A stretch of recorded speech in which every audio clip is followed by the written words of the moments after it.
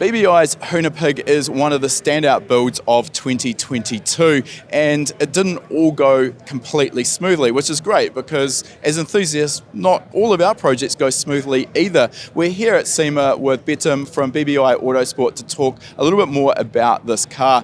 So there's a lot of information already out about this car. I don't want to try and follow everything that's already been done, but let's just start with the beginning. Obviously, you're a Porsche expert through and through.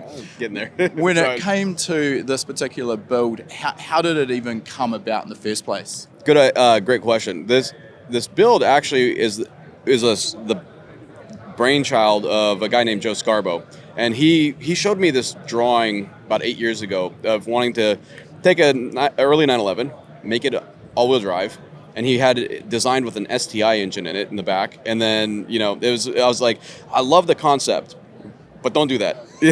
That engine won't fly? I mean, I respect those engines a lot. The EJs are great, whatever. But I just said, don't do that. We're going to do a Porsche-powered one day. And then we just kept talking about it. And then soon it became a packaging thing. So he had 8 or 9-inch wheels in the rear and 8 in the front, and couldn't get the car low enough because the wheels actually hit some of the body lines. And so I said, just push them out. And then it morphed into this car. And then we started looking at what if we were going to build this, because it was supposed to be a street car at first. If we're going to build this, I want to go compete at Pikes Peak with it. So we started designing a Pikes Peak racer. And up until about 2 months before we were about to pull the trigger on the project, we made the decision to move the engine from the rear to the middle. And it's because we wanted to do an all-wheel drive system, and I wanted to run a square setup. I wanted to run the 1813s front, 1813s rear, and then it became, well, now if we move the engine in the middle, we can extend the wheelbase a little bit. So we went from 89 inches to 101. Let's just stop there because there's a bunch of stuff that you've already talked about that I don't want to forget about and I do want to jump into. Okay. So one of the more recent things you've just mentioned there is going from rear engine to mid-engine. Now, Porsche have been famous in sort of battling this physics problem with all of the weight of the engine being rearward of the axle line for decades. They're well known for it, and by all accounts, they seem to have got it pretty well right. Yeah. But ultimately, there is still performance to be gained in swapping that around mid-engine, getting the weight of that engine forward of the axle line. Right. Yeah. In 2007, I drove a Cayman for the first time, and it didn't feel like a 911, but it felt. It felt. I don't want to say this, but it felt a little more proper. It felt like, and I hate saying that, all the purists out there, but it dawned on me. I'm like, yeah, that makes sense. Get the mass in the center of the car. Keep it low, and since then, I really wanted to always, that we tried, back in the day, we tried building a Cayman. We were extending the wheelbase a little bit and putting a 911 engine in it, and that project kind of got stopped. So we're always trying to inch up to doing that. And the one challenge, there was a few challenges, but one of the challenges of us putting the engine in the middle was, how do you take a horizontally opposed flat 6 with a low CG and run a drive shaft past it?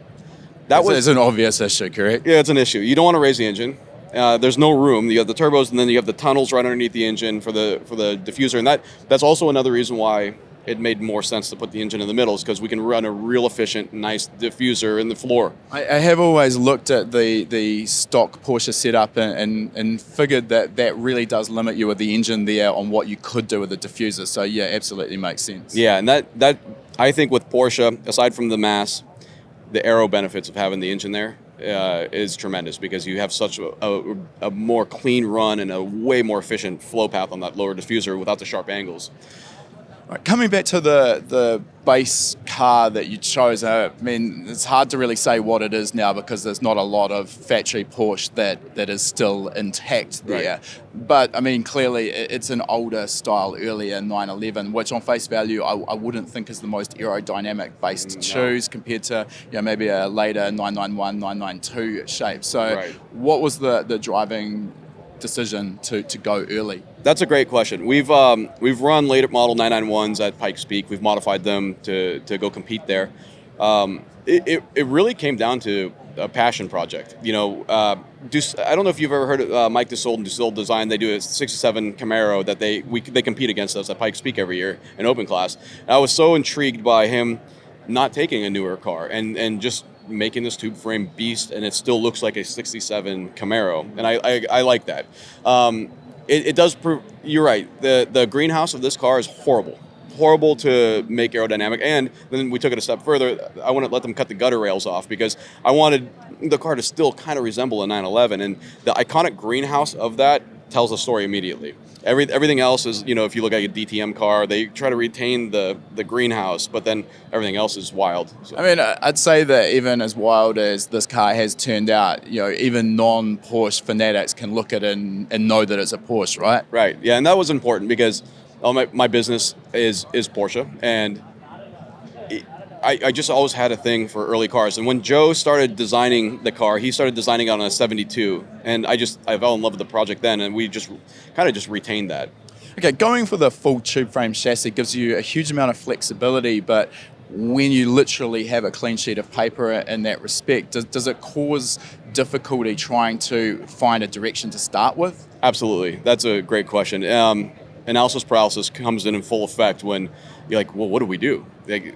So you have to limit and discipline yourself. Let's say after we got the design done, or we didn't even have the design done. We had basically a rolling design freeze, which doesn't make sense, but we had to freeze certain parts of the car for the long lead times because we had a short amount of time to do this. And so the front splitter and the front half of the floor, they were cutting tooling already before we had the chassis designed.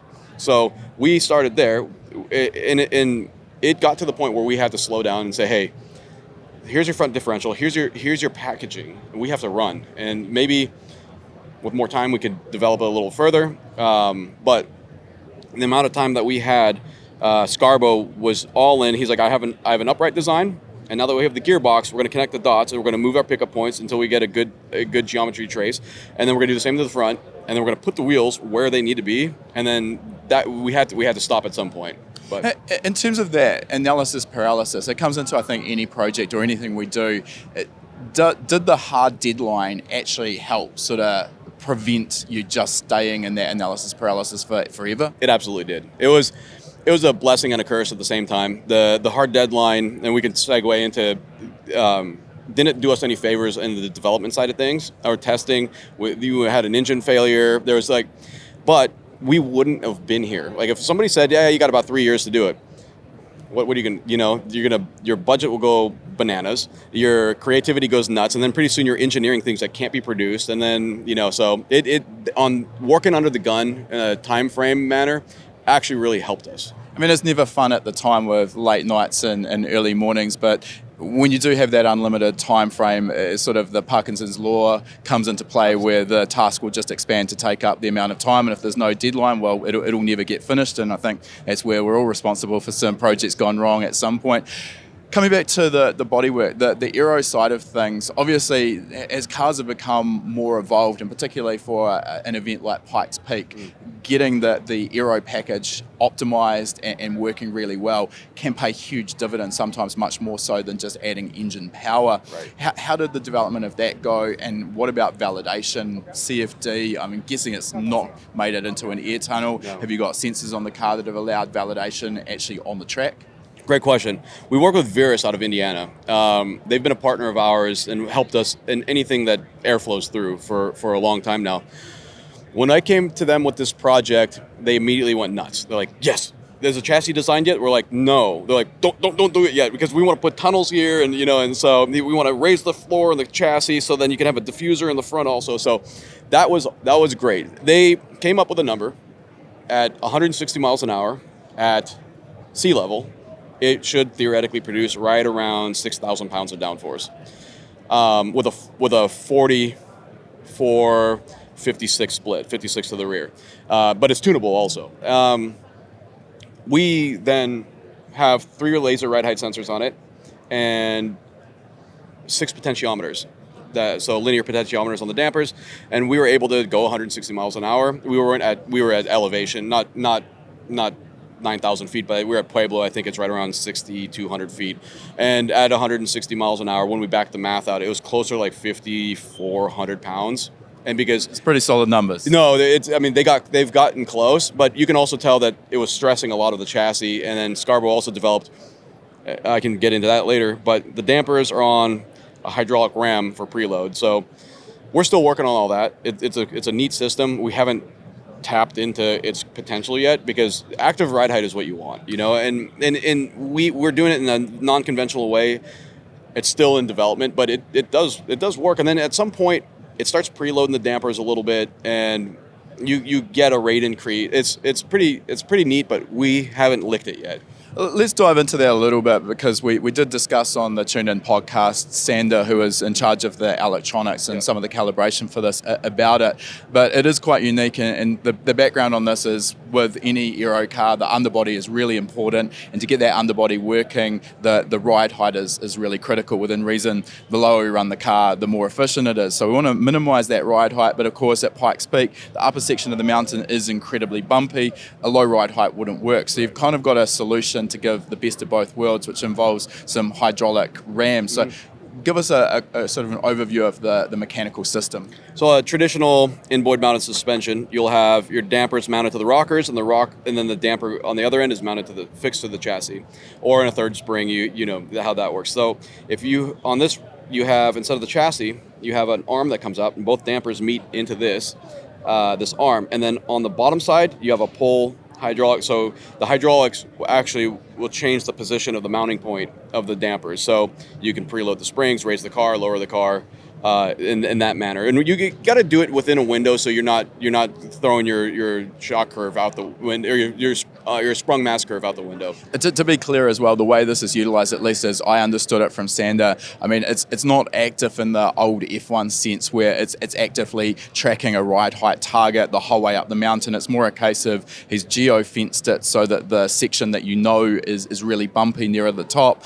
it will just raise the ride height. That's where it sits, and then I believe even after it's past that, it can lower it back down. Is that the gist of it? That's correct. With Sander, with his INS, has an incredible. Did you guys ever talk about the INS? Yeah, we did. So it's amazing. I love it. I could talk for days on that one. But that is true. So it is geofenced, but with the 3 laser ride height sensors and all the potentiometers, Sander can actually have a prescribed ride height. Let's say we want a 50 mil in the nose and a 2-degree rake throughout the whole chassis. It will start to maintain that. And because the car is incredibly soft right now for compliance and all the bumps at Pikes, you do need to address the forces of Aero, because it does want to bury that thing down. Then you lose your wing, essentially. That, like I said, we're still in the development side of that, and its capabilities, I think, is going to be a lot of fun once we get to that testing time. I think probably what's important to mention there is, once you've got the mechanical system physically installed, tested, and you know it works, then the capabilities really come down to, well, how smart do we want to get with the firmware and the adjustability we add, correct? Exactly. That's exactly right. We did so much on this car in so little time. There's a lot of unconventional stuff we did to it that we just need to get right, and we haven't gotten it right yet. So we're going to continue to develop and push, because we need a lot of seat time. I think the car only has about 6.5, 7 hours on it total right now, and that's with 2 engines. And so part of those hours were chasing problems, trying something and we got to fix it, back to the shop, come back, and then you're losing your time, and the Pikes Peak deadline's coming closer. And so anybody who's done these projects understands that you're going to run into this. It's just, we unfortunately just ran out of time. I think it was a real view into how some of these projects go, and probably more of the projects go this way than those that just go swimmingly. But normally the social media highlights reel is only the good side of things. So it's actually refreshing that we really got an open and honest appraisal of what was going on there. And I think probably for a lot of people watching it was a bit of an eye-opener.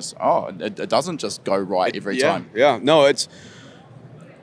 BBI's been alive for almost 15 years now, and we've made a lot of mistakes. We've failed tremendous projects, but the old saying, we've learned so much from that, and being a little bit outside your comfort zone, I think it's welcoming. I appreciate it. The team's ethos are that way. We really look to try to really break things to uncover some opportunities. I think we generally, most of the time, learn more from the failures than we do from the successes. So again, I don't want to dwell on it, but it is just a fact of life. Yeah.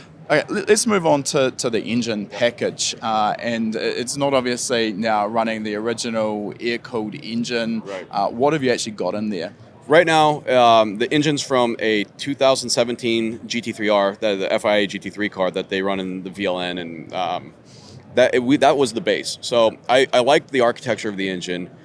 I liked being able to have massive ports, a lot of room for a big camshaft, so we can get good numbers up with lower boost pressures, lower manifold pressures. So good volumetric efficiency. Very good volumetric efficiency. What I took for granted, or our team, what we took for granted is we've done this to Medskers forever. It's a shim under bucket. It's a robust engine.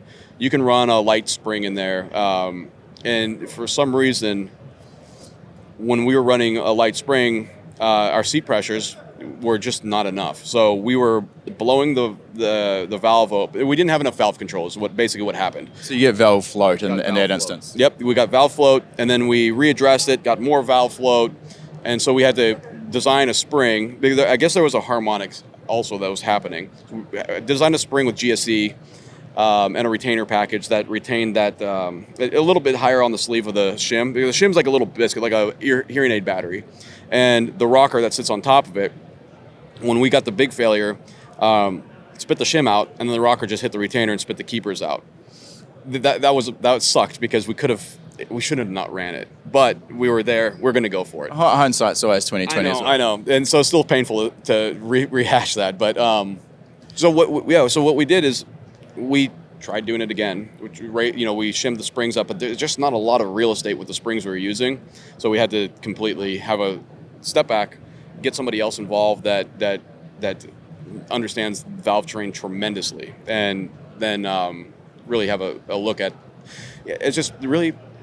I took for granted the Metzger power plant. You could do 2,000 horsepower out of one of those things and spin it to almost 10,000 RPMs and just beat the death out of it. It's a lot more dainty. It's a lot more refined. And I think I approached it with a hammer instead of tweezers. Expensive learning curve, and obviously these engines and parts for these engines aren't exactly thick on the ground, particularly on the weekend of Pikes Peak. Right. For those who sort of aren't following there, that lack of control of the valve train means that the valve can float essentially, then not everything's contacting, and that allows that shim to fall out, right. and then as you mentioned, the rest kind of unfolds pretty quickly, and the result's not particularly pleasant. So you fixed that now with a proper valve spring package from GSC, you mentioned? Yep. Yeah, now we have a proper valve spring package. Greg over there evaluated everything. We chopped a few cylinder heads in half, looked at because they're really hard to get down in there. It's a beautiful head, but chopped some cylinder heads in half, really measured it all out, and then profiled the cams again, and watched everything, and then did the backwards math. Like if you have anti-lag instead of a FAV valve, that's going to add some issues in the exhaust stream, and your valve starts to become a diaphragm rather than a closing valve. And I think that coupled with the light seat pressures and a couple other things, he looked at it all. I made a spreadsheet for him, and he came back. He said, "This is ideally where you'd like to be." I go, "Okay, let's go find a spring off the shelf because we don't have any time." He found a spring, and then made the retainers to hold everything together. And so now that seems to be working really well. Now I feel like we can actually get started and go test. All right, let's come back to the base engine. So you mentioned GT3 R. That is a naturally aspirated engine. Right. So what have you done to allow you to fit 2 turbochargers and run some boost through it? Is there any fundamental changes needed, or is the engine strong enough in base form to take boost? No, that's a good question. We had to redo. We built a fortified rod with CP, a piston set. We utilized the OEM. I think it's like I forgot what they call the cylinder liners. Is it coating on the sleeves? Yeah, the sleeves they're still aluminum, but they're electroplated, something like that. I'll remember in a minute. And then we did a high nickel content valve, like an Inconel exhaust valve and a super alloy intake valve. Reprofiled the cams, and then get rid of some of the overlap, and that's really that's it. Then we manifolds, turbo or intake and exhaust manifolds, and that was it. So where would you be in terms of horsepower now? What sort of boost pressure are you using to make that, and how does that compare to the naturally aspirated power? Good question. Naturally aspirated, the engine unrestricted will make about 580 horsepower. It's a 4-liter. When we were just testing, we were running 1 bar of boost at 1 bar of manifold pressure, and the Motec told us that we were at 1,100 horsepower. And so now we're going to put it on an engine dyno, and we're going to do some stress testing over at Porsche Motorsport, and just run it through one of their rigorous test cycles for a 24-hour engine. And then we're going to see if I can break their dyno.